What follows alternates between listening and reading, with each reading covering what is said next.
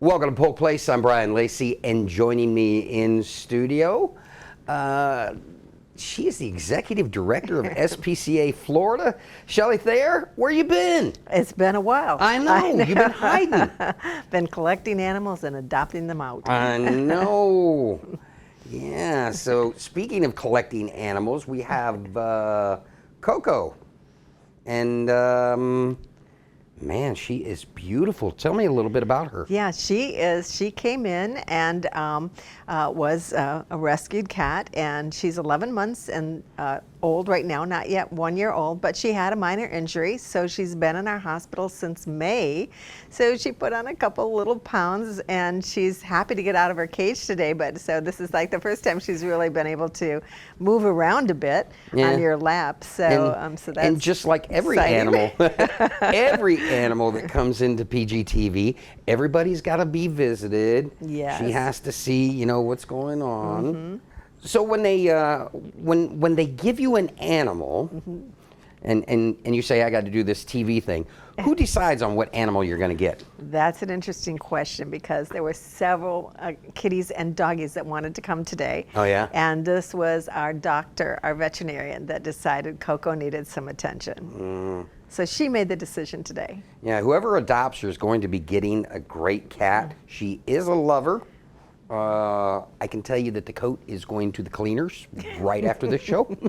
She does shed, but other than that, she is a fantastic kitten. Yeah. When you think of her being in a cage for 3 months, and this is her first debut. Yeah. So, and it's on TV, so she's really well behaved. So how many years on the job? For me now? Yeah.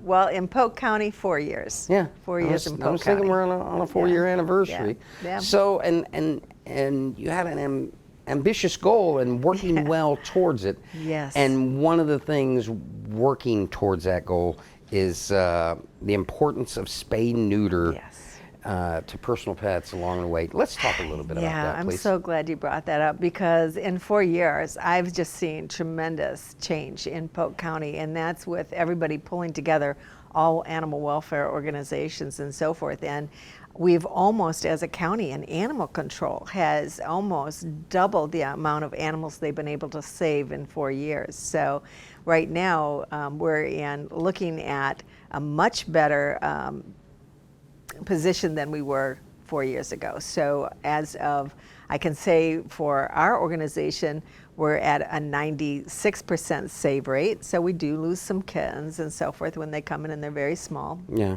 And they don't make it. But animal control is also at, as of last month, a 78% save rate. Now, that might not sound great, but it sounds pretty great to me, because it's compared to what? Compared to where we were 4 years ago. I mean, they have just made huge inroads. And so as an organization, they're really working very hard, and as are we, and as are other organizations that are helping us. The amount of people that are trying to save these animals within this county really shows the love that's going on. It does. And it's great partnerships that's helping you to try and get to that zero kill.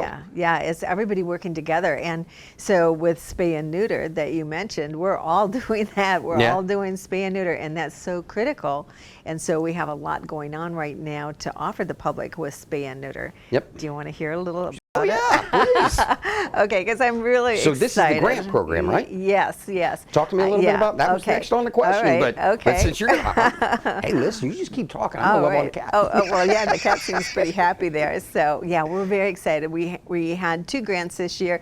The grants don't cover all the costs, but they certainly help us reduce our costs. And so we had one for 600 animals and another grant for 400 animals, and that was Empower Polk. And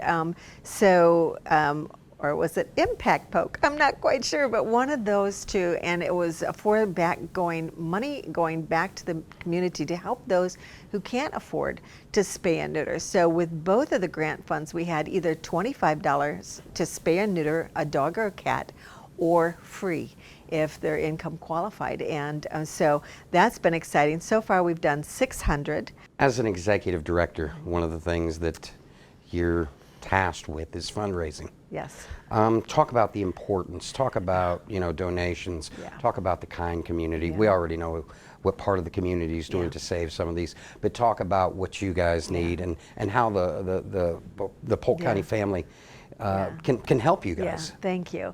It's critical, and I can tell you right now, Brian, we are feeling this unrest in the county right now. We're feeling all of a sudden our donations are down. The animals aren't; they're still coming in, but we're feeling that people maybe are a little bit hesitant. They're holding back a little bit. This is the first time in several years that we didn't have enough food for our food bank. That was coming up next Sunday, and we have a lot of people in our food bank. The amount of recipients has doubled from the year before. So it's like 14,000 animals are now involved in our food bank. So we had a donor come up and help us purchase food so that we'd have enough food this month. But so we're just starting to see that, and for all these animals that we're spaying and neutering or helping, because this is a medical cat that was in the hospital.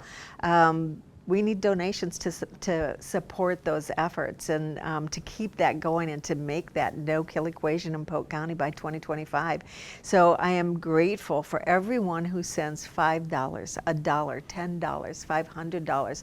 It is important and it makes a difference. So I sign every one of my letters because I am so grateful when people give of their time and of their finances, that they help support this endeavor, because our animals are important to us just as people. And so we have many, many people in our community who give either for spay and neuter, for medical injuries like this cat had, and we run a hospital of about 150 animals that are either injured or sick at any given day, and that's a lot. So we take in those that need additional care, and so there's funds for that as well that people donate to.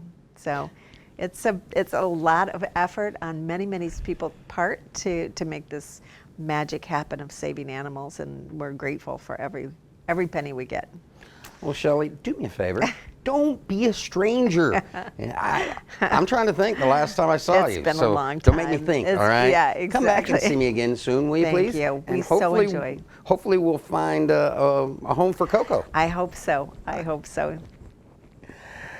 in 1979, SPCA Florida is a 501c3 nonprofit organization headquartered in Lakeland, dedicated to improving the lives of pets and people in the community. SPCA Florida provides caring, compassion, and hope to more than 4,000 homeless animals entering their doors each year. SPCA Florida is celebrating over 40 years in the Polk County community with new goals and programs. Now, if you need more information on the programs or fundraisers or anything that you can do to help them, give them a call, 863-577-4608, or look them up on the web at spcaflorida.org.